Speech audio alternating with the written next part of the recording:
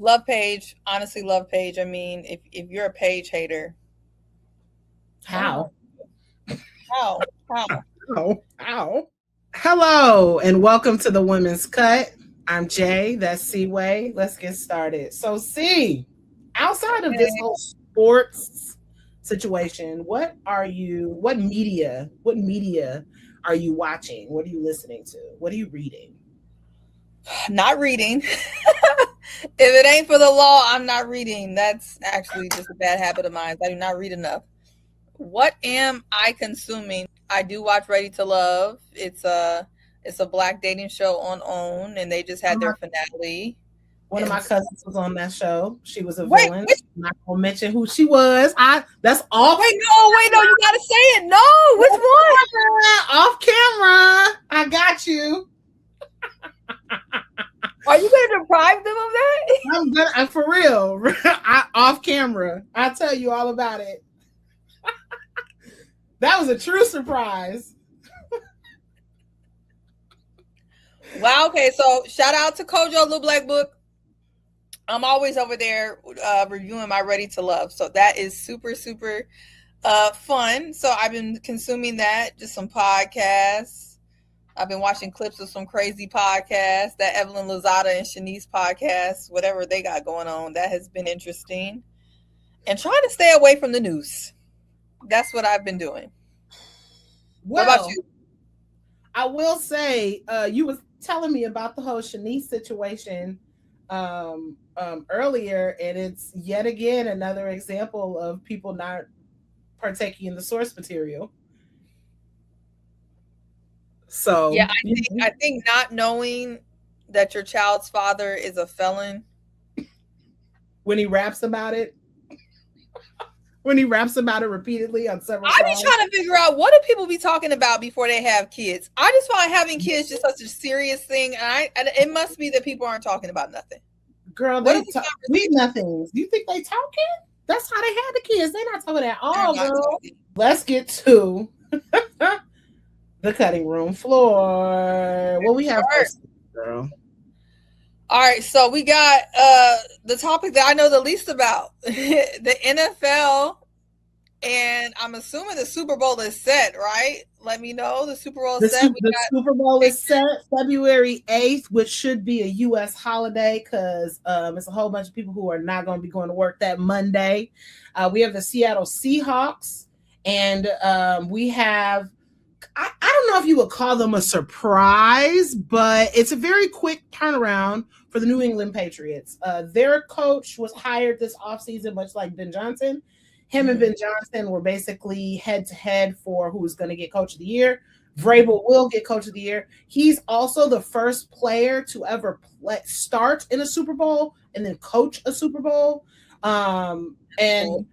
and I think the most important thing to get from this is the bar has been set for new coaches. These new coaches that are getting hired now are They're doing not it. going to have seasons in order to turn it around. They're going to have a year. Yeah, they're setting the bar. Okay, but for the girls, for the ladies, and even for the guys who don't even know what's going on for this Super Bowl, who do you got? What should we be looking out for? What do you think people who do not know about these teams? Because after the Bears got up and they weren't down no more, I stopped paying attention. So you let me know what should we expect for this Super Bowl? Because I don't Okay. know. The storylines are the quarterback for the Seattle Seahawks, Darnold. He was drafted at the same draft class with Lamar Jackson. He was drafted in the same draft class as Josh Allen. And he is the first in his draft class to make it to a Super Bowl. So that is Okay. a major storyline that people are talking about. So that kind of solidifies our coaching is extremely important. You can't just have talent.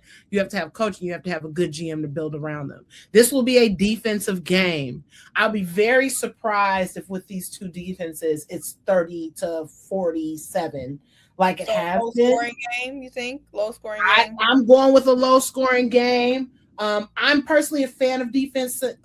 Some people might find that boring. I don't. I think it'll be a low scoring game, and it's going to be based on if Sam Darnold makes mistakes. If he makes mistakes, he loves to throw a pick. He loves to throw an interception. And people who know, and if you know, the last Super Bowl that Seattle and New England were in, it ended on an interception of Russell Wilson when they should have let Beast Mode run the ball in. So we'll see if history repeats itself. I'm picking the Seahawks. Okay. But as I mentioned before, I don't know why the New England Patriots are God's favorite team. So we'll see when we see. We'll see when we see. They just know how to win over there. Well, you know what? I'm picking Bad Bunny, and I'm just glad that that orange man will not be there. So that's who I got, and I'll be watching and looking forward to Bad Bunny. And yeah, so on to the sport that Venus and Serena made. All right, let's talk about tennis in this Australian Open. At this point, I mean, we still got some people in there. We still got our girl Taylor Townsend in the doubles, but I want to talk about the fact that Coco is out. Coco lost, and all the headlines are still about our girl. She can't break a racket in peace. Why are you guys in her business? Why are we so obsessed with the melanin? I need to understand. What are your thoughts? Is Coco allowed to break her racket in peace? It's her racket. It ain't your racket. Here's the thing. They allow everybody else to be angry but us. That's it. That's all. Everybody can be angry but us. We're the narrative. We are the narrative. She didn't crash out on the court like the rest of them. She didn't yell at the umpire. She didn't refuse to shake a hand. She didn't say, "Oh, I'm sad that you lost." She didn't even in the post game say, only reason my opponent won is because I lost. She didn't even do all of that. All she did was have a minor crash out in an extremely competitive sport where you are your only teammate. Your brain is your only teammate. Your body is your only teammate. I think that she should have been given a little bit of leeway, and I don't think this should even be a story at all. Yeah, they got to make their money somehow. We got to get our clicks somehow. First of all, Coco is the epitome of class. And she even said that she didn't want to take that anger out on her staff and people who, her team and her coaches and folks who she knows who doesn't deserve it. So she took a moment to be human. And I don't know why they think that, Black women are not allowed to show emotion. It's been multiple times that Coco and Naomi have been at the receiving end of microaggressions and aggressive behavior from the people that they're playing against. Sabalenka did it one time, this lady against Naomi another time. I mean, it just gets to a point. I personally feel like, as a person who's also covered sports and women's sports, there's a certain place in the back where I feel like athletes are allowed to kind of decompress a little bit. And I don't think you should be taking pictures in the tunnel, videos in the tunnel. I feel like the tunnel in the back area should be sacred. Unless they know they're doing a tunnel walk, tunnel fit, like they have an expectation of that.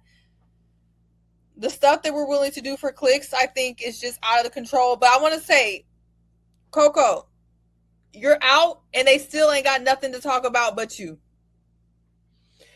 And let's add that to Coco. Coco has a rightful earned crash out. She's the story. Naomi Osaka is nothing but gracious, and she's the story, which leads us to Black women can't do shit. But be the story.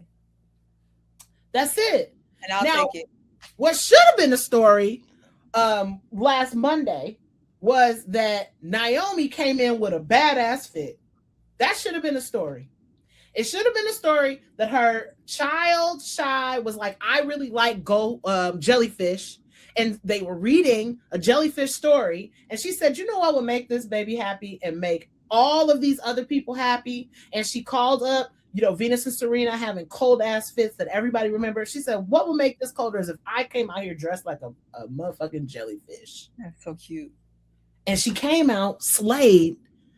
the with her certified labubu. And then all she did was hype herself up mentally, and clearly she pulled out. So her it took a lot for her to even win that particular match. You should be able to talk to yourself. Like I'm talking to myself and you still making it about you. Yeah, it's not always about you, babe. What is going on in Minnesota? I mean, we know what's going on, but what's really going on? You know, they tried it in DC, they tried it in Chicago, they tried it in all these major cities. And I think they went to Minnesota and they hoped that, the white people of Minnesota, the good Midwestern white people, I think they thought they were going to fall in line. And the good Midwestern white people with the Midwest values, they say, you know what, we're not falling in line and we're going to be out here. And they put those people, Renee Good, and now this most recent loss, they put him in his place. Put him in his place. And the thing is that this is not new. This is not new. This happened, and there's been a lot of conversations about talking about Nazi Germany and other places, but we can look right here to America and our history and look at the civil rights movement and the bus boycotts and the freedom rides. And white people have been dying at trying to stand up against injustice for a minute, and when they did, and they decided to stand up against injustice, they got treated like everybody else. That's all that's going on. These are facts. I You mean, want to stand up, you want to be black, you want to be Mexican, you want to stand up against the system, they'll treat you like that. They'll that's shoot fact. you. I mean, America's the blueprint. America's the blueprint. They sent Nazi Germany sent people over here to discuss to study our Jim Crow laws in order to create their laws. So Right. we automatically know that America's the blueprint, and none of this is new. But Right. once you shift the veil and remove the veil of white supremacy, white supremacy no longer cares what color you are. They just want to keep that power. And that's the reason why it's extremely important for athletes. It's extremely important for organizations. You saw Stewie post an abolish ICE image. And then you have NBA players who are also speaking up. Yeah, Victor Wembanyama speaking up, especially being a person who's not from here, right? He's from France and he's able to say, look, this is embarrassing. This is sad. This is disgraceful what the government is doing against its own citizens, because that's what it is. We talk about ICE, but ICE is a part of the federal government, right? And this is what the government is inflicting on its own citizens. And so rest in peace to Alex. And you know what? This is the time. He was a perfect victim. Not only was he exercising his First and Second Amendment rights, not only was he a hero dedicating his life being an ICU nurse, he's a white male. And so if people were ever wondering if it was time, this is time. This is an example to say that nobody is safe in whatever is going on in society. And it kind of goes to the question of, is it mandatory for these athletes and people with a platform to speak? Mandatory, I would say no, because right, everybody has to do what they feel the safest and most comfortable with. But I do think with too much is given, much is required. And if you have a platform or you play in Minnesota or you're just able to speak truth to power, I think you should. What do you think? I agree with you, and I think it starts with the organization. So San Antonio is extremely famous for having a coach who had absolutely no issue speaking up on any social justice inequity. And even though Wemby only played under him for a year, I think that is something that is imbued in that organization, that it is okay for us to have these conversations. The same thing can be said for Steve Kerr, whose father was a victim of terrorism, of a terrorist act. So I think he understands. You have a lot of coaches out here who are setting those tones, and I do think that it's kind of dangerous, and it's an issue to not speak to the people who are. You're a sport, and sport is for escape. Right. sport is supposed to be supportive. It's supposed to be something for the fans. It's not, it's turned into this capitalistic enterprise. But ultimately, sports are supposed to be for the fans. Period. Point blank, period. And if you are in a Minnesota Timberwolves jersey, if you're in a Minnesota Vikings jersey, and you're seeing the things that are happening to the people who support you, to your fans, you have to speak up. Yeah, I think so. But it can't always be about money. You got to stand for something. You got to stand for something. And I It do can't know always be that about what? It can't always be about what? money. Um, It always is. It seems to be. hmm. But also we have to think about the fact that statistically, the people who are playing WNBA, NBA, a lot of these people are African American men and women who already bear the brunt of so much already. And so, I'm very cautious to say what Black people need to do because I'll be telling we ain't got to do a got dog thing at this point, right? But I do think the organizations and you should, if you have a platform, you should speak. Shout out to Tyrese Halliburton. Uh, Shout out to Wimby. Shout out to Stewie. All the people that I've seen, speak out. I think it's just so important because if this nation falls from within, there will be no NBA, and there will be no people in the stands to go to the games. They won't have anything, and that's kind of where we're moving. How can you be making millions of dollars and the average people can't eat? They can't go to the grocery store. They can't buy gas. Yeah. I mean, Anyway, speaking of that, that kind of moves us right into leading ladies. And my leading lady this week is Paige Buckets. Um, Not only a NCAA championship winner, not only a WNBA Rookie of the Year, not only one of the best of one of the coldest NCAA recruiting classes of all time, but she recently won the $50,000 challenge in Unrivaled.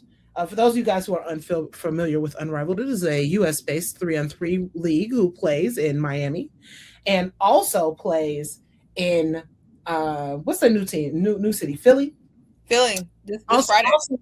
games this Friday in Philly. Also playing this games this Friday in Philly. What I respect the most about what Paige did was she took $50,000. This is somebody from the WNBA. This is somebody who they don't make as much money as the NBA. Even though I'm not about to pocket watch because Paige does. She got NIL. She got all of that stuff, but she still took that $50,000 and pledged it to her hometown in Minnesota for immigrants to be able to eat, a matching donation. So she didn't just give $50,000. She asked people who have it to also give to match that $50,000 so that $100,000 can go towards feeding immigrant families who literally cannot leave their homes because they think that somebody in their family might be deported. And it's not necessarily because they're illegal. A lot of people in Minnesota have legal status, but we have learned that legal status and whether or not you're a citizen does not matter to U.S. Border Patrol or ICE officials. So I would just like to give my flowers to Paige this week for standing up for what is right, which is immigrants. And she always been a champion of Black women. Love her for that. So that is my leading lady. Love Paige. Honestly, love Paige. I mean, if you're a Paige hater, How? how? How? Yeah. How do we do that? Well, there's a theme because my leading lady is also someone that gives back. And gives back in more ways than one. My leading lady is a 2-time WNBA champion, 3-time WNBA MVP, Lisa Leslie, and her accolades goes on and on and on and on. But the reason why she's my leading lady is because we all saw her last season in the lab with Angel, right? And this season, Angel is doing her own thing this off season as she can, as she should. And she's still in the lab putting in work with Dominique Malunga. Like, honestly, the fact that she is so willing to give of herself, of her talents, of her knowledge, she's my leading lady. You see so many people who have her accolades who are like, look, I don't have time to give back to the generation behind me. I don't have time to pass on my knowledge. And she's in Unrivaled, right? Commentating and doing her thing, but she's also, when she doesn't have to be, she's taking the time to be mentoring the next generation. I just love that. It shows a type of love for the game that, you know, that has to be in your heart. And I just love her willingness to pass on everything that she's learned, all of her accolades, her talents to the folks coming behind. I just think that's amazing. I think that's amazing. But you know what? Somebody's getting chopped. Who getting cut up, girl? Who getting cut up? Right, because we being positive and somebody's getting chopped. And that's the WNBA. Oh no. Oh no. Why? The WNBA is getting chopped for having all the audacity in the world, the mitigated all, for having the cojones, if you will, to decide to release the WNBA schedule, and we ain't got no god dog CBA. And you know what? I thought I was being punked. At first, I got the media alert from the Sky, the schedule is out. I'm like, well, maybe it's just the Sky doing this. But I'm like, that's really not how scheduling works. You got to coordinate with other teams. And then one by one, I see all the teams dropping their schedules. And I go to the WNBPA, you know, Instagram and website. I'm trying to see, do we got a CBA? No. I go to Nafisa Stewie, they ain't said nothing. I know we're not dropping schedules with no CBA. And so I'm going to have to chop them up for this. I get it. People are going to yell logistics, you know, you got to get the venues rented out, or, you know, then people can use those venues, and, you know, you got to like plan, you got to move forward. But I believe that we're less than 10 weeks out for the WNBA draft. We have what would be the WNBA draft. We have no expansion draft for either of the teams. We have no CBA. We have no plans, and we have no business dropping the schedule. That's wild. It's extremely wild because they did it earlier than they normally do. Like, it's like y'all baiting at this point. Y'all baiting people at this point. You want people to be angry with you. And I don't understand. Like, this at some point in time is going to be a case study in somebody's business class about how to torpedo a beautiful product. Because right now they are moving as if they have no business acumen whatsoever. Like, they have no social skills whatsoever. Like, it screams like there's men behind the scenes running all of this. Instead, I mean, you're waiting for them. They're waiting for the W's. They're waiting for the players to fold, but yeah, they have no incentive to fold. Yeah. They have literally no incentive to fold. And now the WNBA is trying to recoup its 16% that is sold out to investors. So perhaps they can try to negotiate with the WNBA players in good faith. But, you know, even with that, this whole business model is a mess.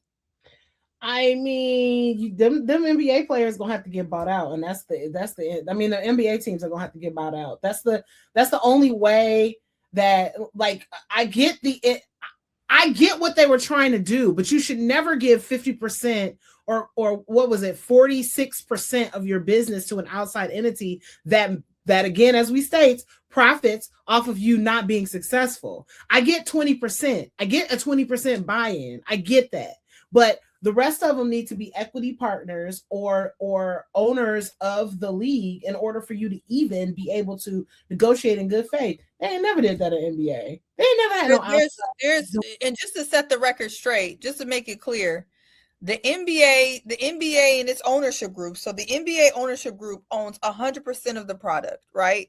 And so that is the way, because the NBA's owners own 100% of the product, that is the way the players are able to get 50% of the BRI, right? the basketball, I think related income, whatever, y'all got it, right? They're able to get 50% because the NBA owns the whole thing. And so when you own your own party, you own your house outright. You able to actually break off the people you need to break off, which would be the product, the players, right? And so the players are able to get that 50%.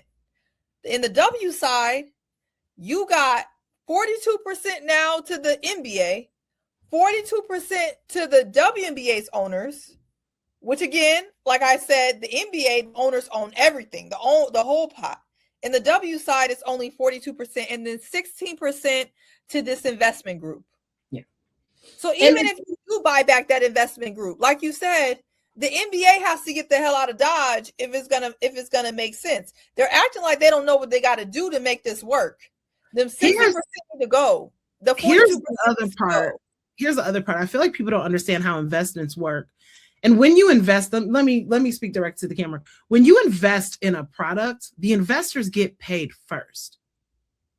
The bottom line gets paid, the investors get paid, and then everybody else gets paid. So if you're paying your investors first, right, it is in the investors' best interest to get the most return. Right. And the WNBA's return right now has not been that they are profitable. It has been that they are not profitable. We're not going to circle back to this again. We're not going to circle back to taking the products. We're not going to circle back. we go move on, girl, before we get both of us get on this high horse. Yeah, but they've been chopped. They need to figure it out because they were riding on a high. And until Juju comes, I don't know if we're going to be able to keep that level of momentum. Yeah, there's a momentum, but that level of momentum, and to kill that momentum with a lockout, yet you're still releasing the schedules, to me does not make any sense. And somebody's going to have to pull the plug, whether that's the WNBPA or what. Yeah. But it looks like the WNBA is thinking that they playing with people, and I don't think it's going to work out. And I don't understand. People understand how much numbers Juju gonna do on Arrival. It's gonna be nasty work for 3-on-3. It's gonna be nasty. It's gonna be nasty work. Wait till Big Hannah, the big guard, get there. Big Hannah, AZ too. When she come in, she a dub. Oh yeah, it's a dub. Come on. You ready to get down to a little bit of uncomfortable conversation, my friend? Of course. We already had a few. More. I want more. Maximum damage.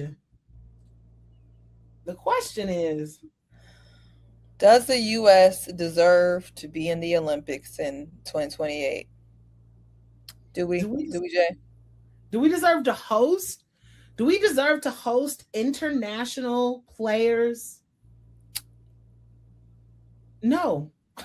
Won't that orange man still be in office? When he get out? No. Listen, let's speak it into existence that he will peaceably leave the White House. When is he supposed to be out? This is the beginning of his second year. No, he's out. No, it's a new president in January 2028, right? So,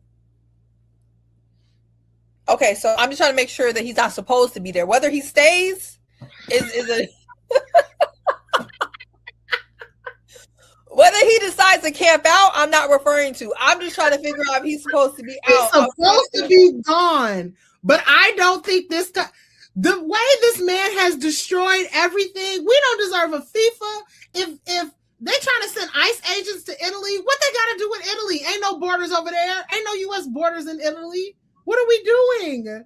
We don't deserve to be in the Olympics now. If Italy called the IOC right now and said revoke it, I wouldn't even be mad. I feel bad because I have people who I want to watch. It's two junior ice skating juniors who are competing in the Junior Olympics. 2 Black folks. That doesn't happen.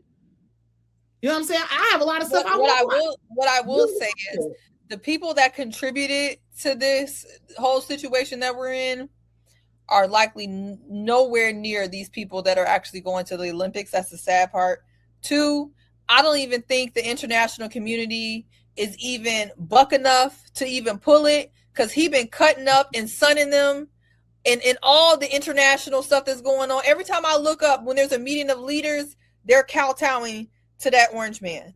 And so, do we deserve it? Probably not. But do the people who would be hurt by it deserve that? No. And do I think the international community is going to pull it? No. I don't I don't think so either, because we're constantly under the foot of mediocre white men, and it's extremely disheartening that uh that nobody wants to do anything about it. But, For us to be a falling empire, people still real scary. They said we falling from the sky. We're falling like hell, and people are still scary. I'm waiting for somebody to be like, yeah, we're tired of them over there. And look, as U.S. citizens, we've been asked, can somebody come save us? Is nobody coming? No, those are facts. Iran said the quiet part out loud, but that got shut down real quick. We don't need I'm not gonna say it, but we need y'all to be like, yo, I don't get it. I just don't get it. I don't get it. And I guess this is like when people be asking Obama what he gonna do, and we asking other people to fix our problems, because they didn't create this shit. Unfortunately, other people, not me, I'm part of the 92%. So me, myself, and Seaway, 92% members, we didn't create this problem. So maybe it's unfair for us to ask the international community to fix it, but I do want the international community to be petty. I don't think it's too much. It affects everybody. Unfortunately, what America does affects everybody. So that's why I'm just like, Deg, y'all ain't gotta come, but can y'all please come over here and help us? Because first of all, like you said, the 92% has been fighting by themselves. Because I remember when I had to look at Latinos for Trump, I had to look at Palestinians for Trump, I had to look at all these different groups, and now look at us. I'm just so freaking agitated. So, yeah. I'm ready to crash out. I'm ready to crash out. Oh, wait.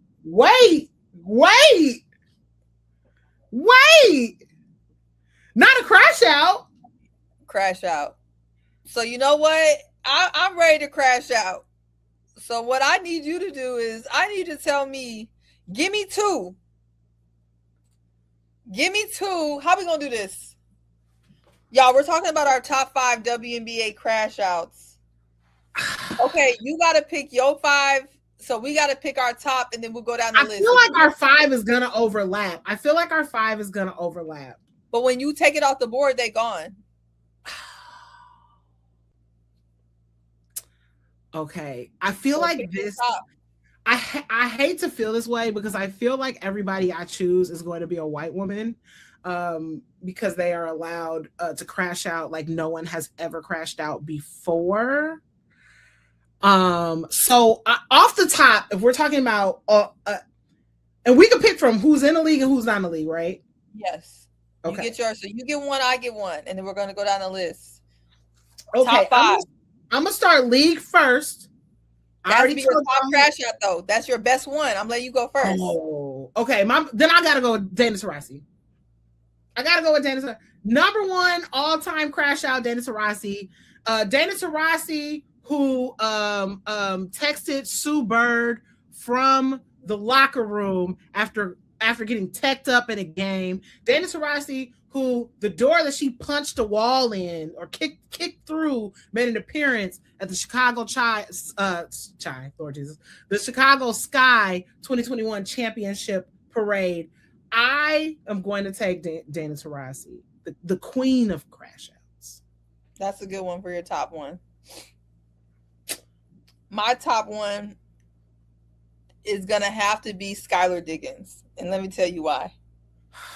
She's my favorite crash out on and off the court. Number 1, I like Skylar because if you're on Skylar's team, don't be coming with that weak stuff in the locker room. If you're not trying to win, get the F off her team. If you're not trying to play with full energy up and down the court, get the F off her team. Not only is Skylar will let the other team know, she'll let her own teammates know. Because Skylar Big Mama walk them down. Do not be playing, whether on her squad or not on her squad. And it's just like, if she crashed out, like, you already know it was well deserved. It was well deserved. And I love Skylar. I don't care what they say. If you're not matching her competitiveness, if you're not matching her fire, her energy, and you can't handle the truth, then get the hell on. So Skylar is my favorite because she gives us on-court moments, and we know she plays with all the heart, all the passion, all the fire. Skylar is my favorite, hands down. I really like that. That's a good choice. I'm gonna go with my favorite current crash out, which is Marina Mabrey, who I don't know if it is the fine that Unrivaled put on her, or if she watched that video of her crashing out against Courtney. And Courtney, honestly, she well, I ain't even do nothing. What I do? Marina will crash out on anybody, and she sees red. She be fighting her teammates when they try to pull her away. She be fighting everybody on the court. Now, given she not about to throw a 1-2, but she gonna give you a good push, and she gonna talk that shit to you and make you want to do a little bit of something. Marina Mabrey with the crash out jar is gonna be my number 2 choice. Okay. I think my number 2 is gonna have to go with Alyssa Thomas. I'm going with AT because she's the type of she's that like quiet crash out. Like she be talking like so much trash, and you can, like, if you ever sit close enough on WB, AT be talking so much trash, it'd be unprovoked sometimes. I'm like, dang, what did they even do to you? And then after the game, she is like literally the sweetest, most soft-spoken person I think I've ever met. AT, everyone knows who AT's legit my favorite player in the W. I love AT. But the way she be talking trash and crashing out on the low, she also be going off on her teammates when they ain't doing what they need to be doing. I love AT. But she can't get into scuffles with nobody like that because she already hella strong. And so she's not even doing all that. Oh, baby. She's too strong to be scuffling with people, okay? So she doesn't do that. That whole team plays angry. And I appreciate that. I like a little toughness. I like a little toughness. I'm gonna go. You know what? I'm gonna go with curveball. Let me go with my number 3, my curveball. Caitlin Clark. Oh, that's a good one. She be crashing out on the refs. I don't think I need to go with it. That's a good one. I don't think I need to explain it. Homegirl be throwing clipboards on the side while she's injured. All I'm saying is, she's another Barbara Knight. She's another Barbara Knight. She's a certified 100% crash out. And nobody checks her for it. But that now I might get the comments. Nobody checks her for it, but 100%. I'm gonna go number 3, Caitlin Clark. Okay, well, since let's stay on the Indiana Fever. My number 3, it has to be Sophie Cunningham, aka our MAGA Barbie. Back to back. We going back to back. It got to be Sophie, and let me say why MAGA Barbie really does that. After she put, what she do? After she pulled that Draymond in that Connecticut game, and then if you knock her down, she finna get right back up. That was the craziest game I ever seen in my life. Low key, I don't think I'll ever see a game like that again. And it got to go to Sophie. I got to be fair. Sophie, my number 3. Who's your number 4? Since we're talking about crash outs who are like, what did I do? Bria. Give me Bria Hartley. What did I do? I didn't even do anything. I didn't pull her hair on purpose. That wasn't on purpose. Honestly, Bria Hartley must be stopped. I can't even call that a crash.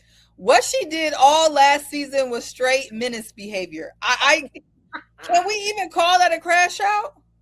Are you not crashing out in games if you If just she fighting? pulled the ponytail, You fighting. At this point, you're fighting. So I feel like a crash out is someone who is willing to fight. And if that girl, she was willing to fight, baby girl was willing to fight. yeah. Who's your number Yeah. 4? My number 4 is going to be Kennedy Carter, and I just say, you know what? Look, I ain't been in the locker room. I don't know what's all going on, but I want Kennedy back in my league. I say my league like I'm playing in it. I want Kennedy. I want Kennedy back in the league. I don't know what's going on. It has to be. Basketball is what we want to see. WNBA don't have no collusion rules. I feel like because it has to be collusion because there's absolutely no way it's collusion and racism because there's no way any other player that gives you the buckets that Kennedy gives you and gives you the defense that Kennedy gives you. The amount of blocks she has as like what is she 5'8"? What as a short guard? She's cold, and there's no reason why she shouldn't still be in the league. One of the best basketball players I've ever seen, and so as is everything. There's so many politics that it is in this league. A lot of the times, if I think it was just on court stuff, it probably wouldn't be an issue. But there's so many politics behind the scenes that people are not gonna fully share for whatever their reasons are. And I just hope it all gets cleared up because the fight that she shows in the game is just, if you like basketball, you gotta love it. Absolutely. I agree with you. So I guess it's my time for my last. I'm gonna keep on the vein of Crashouts, who I consider Crashouts, which is Aaliyah Throw Them Bows Boston. Baby girl. No, Brittany Griner got her in her whole face and unraveled. Whole face. You want to know why? Because she be throwing them bows every game. She's been in her best behavior and unrivaled though. That's because I guess she's been on her best behavior and unrivaled, but she don't have negative influences on unrivaled, sis. Her and see how happy Kelsey been looking? They look so jovial. They just all they do is hoop, work out, work on their skills, and do TikToks, and then chill with each other all day. Like it seems like a very happy environment. So of course she's gonna have to be on her best behavior because they are gonna check it there. You got to go back and work out in this exact same workout room and be in the. You can't do it. But Throw Them Bows Boston during the WNBA season, she be laying people out bloody noses. What did I do? I know. What did I do? Okay, so I have one that people gonna think I'm gonna say like Kelsey Plum. Well, I got one that people don't talk about, and my number 5 goes to Naz Hillman, and I'm gonna tell you why it goes to Naz. Naz, stay ready. If somebody get Alicia Gray, if somebody do something to Ryan, she be on ready. She be on ready, and this is from the season. I'm not talking about Unrivaled. When I tell you Naz is always everywhere she needs to be. Now she MasterCard, sis? she be right there. Is that MasterCard or Visa? Naz don't start nothing with nobody. She doesn't start nothing with nobody, but she'll be right there. Kelsey Plum got to be an honorable mention. I left her out of here simply because she is a crash out, but she's the funniest crash out. Like she don't be crashing out for real. She don't be. She only does it for a strategic advantage. Like she thinks about it. The rest of them be losing it. Kelsey Plum has never actually lost it. She just is so strategic that people think it's a crash out. And that's why I can't really put like Court on there and other people because Court is never mad. Like when she's talking trash or like it's just the game. She's not like even that whole Marina Court thing. Court wasn't mad. She was like, I'm good. She's not, it's not a crash out. No, yeah, it's just chatting. They're just chit chatting. I also think that the W needs to do a better job of determining what is real aggression and what is basketball. Because the amount of times that these girls get teched up for just hooping in ways that men would not get teched is kind of wild to me. But I also have a theory on that we won't necessarily get into. I think because conflict with women usually in real life has something behind it versus men in real life sometimes getting conflict and it has nothing behind it. But what they don't realize is on the court, it's a lot like guys. This is not real beef. This is just competitive. You know what I mean? Like I know they think women everything is so complicated, but sometimes in basketball it's just basketball. Absolutely. It's just basketball. And again, women are not gonna mess up a check like that. No, They're not messing up a check. we don't care. Show me my money. I'm about to ball out. Exactly. All right. I mean, I like your top five. I'm really going. I'm really digging my top five. If they, who was your number one crash out again? Who was your number one crash out? Skylar. Nah, I take Skylar in a fight against DT. Yeah, so I think if they went 1-1, 1v1. Yeah, I think my list kind of eats though. You got a good list, but well, look, guys, don't be mad at us about nothing that we said today. Just be glad that you made the cut. Bye. It's been a Chicago Clubhouse Network production.